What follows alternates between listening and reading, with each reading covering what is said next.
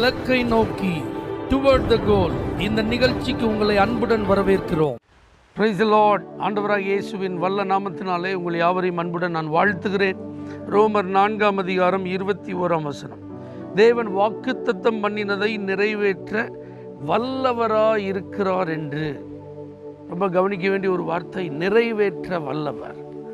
நாம் ஆராதிக்கிற ஆண்டவர், நான் பேசுகிற இந்த வார்த்தைகளை சொன்ன கர்த்தர் நிறைவேற்றுகிறவர் என்பதை இந்த நாட்களில் நீங்கள் பார்ப்பீங்க. ஆபிரகாமுடைய வாழ்வில் கர்த்தர் சொன்ன அந்த வார்த்தைகளை அவர் அப்படியே நிறைவேற்றினார். அந்த வார்த்தை நிறைவேறும் அளவும் அவனை உற்சாகப்படுத்த அநேக அடையாளங்களை கர்த்தர் காண்பித்தார். தன்னை வெளிப்படுத்தி அவருடைய விசுவாசத்தை பலப்படுத்தினார். அந்த வார்த்தை நிறைவேறியது. சொப்பனம் நிறைவேற யோசேப்புக்கு சில ஆண்டுகள் எடுத்துக்கொண்டாலும் கர்த்தர் அந்த நாட்களில் அவனோடு கூட இருந்து அந்த சொப்பனத்தின்படியே அவனுடைய வாழ்வில் தேவன் தன்னுடைய ஆசீர்வாதத்தை நிறைவேற்றினார். தரிசனம் கொடுத்திருக்கிறாரா? கண்டிப்பாக நிறைவேற்றுவார். உங்கள் வாழ்க்கையில் உங்களோடு கூட வேதத்தை வாசிக்கும் பொழுது மிக தெளிவாக பேசினதை நீங்கள் எழுதி வச்சு ஜெபம் பண்ணிட்டு இருக்கீங்களா? அந்த வசனத்தின்படியே தேவன் எல்லா ஆசீர்வாதங்களையும் உங்கள் வாழ்க்கையில் நிறைவேற்றுவார். தீர்க்க தரிசிகள் உங்களுக்காக ஜெபித்த போது அந்த வார்த்தை உங்கள் காதுகளில் சொல்லப்பட்டது இன்னும் நினைவில் இருக்குல்ல?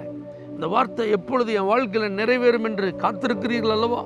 தேவன் அந்த வார்த்தையை அப்படியே ஒரு எழுத்து மாறாமல் அதை நிறைவேற்றுவார். இந்த வேதம் முழுவதிலும் தேவன் நிறைவேற்றி இருக்கிற அநேக காரியங்களை நம்ம பார்க்கணும். ஒரு தலைமுறையில் சொல்லப்பட்டதை அடுத்த தலைமுறையில் நிறைவேற்றி இருக்கிறார் என்று நம்ம வேதத்தில் பார்க்கணும். சொல்லப்பட்டவைகளை அவர்களுடைய வாழ்வில் நிறைவேற்றி இருக்கிறார் என்று பார்க்கிறோம். சில காரியங்கள் தாமதமாக நிறைவேறி இருந்தாலும் கர்த்தர் குறித்த வேளையில் அது நிறைவேறியதை நாம் பார்க்கிறோம்.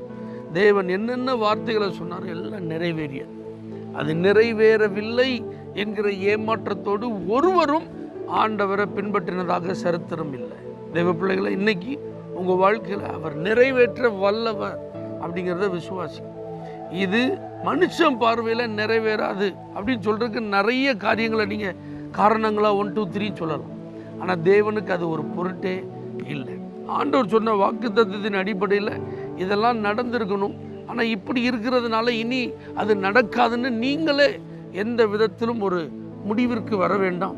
நீங்களே அதெல்லாம் நினச்சி உங்கள் உள்ளத்தில் கவலைக்கும் பாரத்திற்கும் நீங்கள் இடம் கொடுக்க வேண்டாம்.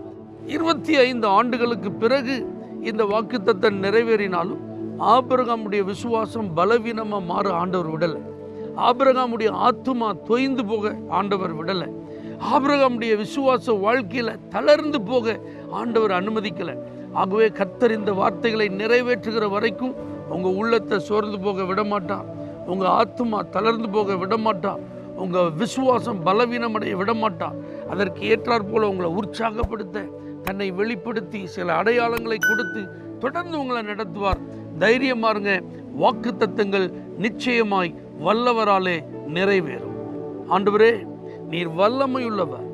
வாக்குத்தத்தங்களை நிறைவேற்ற எதிர்பார்ப்போடு காத்திருக்கும் ஒவ்வொருவருக்கும் நீர் சொன்ன அந்த வார்த்தைகள், தரிசனங்கள், சொப்பனங்கள், தீர்க்க தரிசனங்கள் நிறைவேறுவதாக இயேசுவின் நாமத்தில் பிதாவே, ஆமென். For prayer contact, Pastor J. J. Kumar, El Shaddai Ministries, 9500252586, Surandai.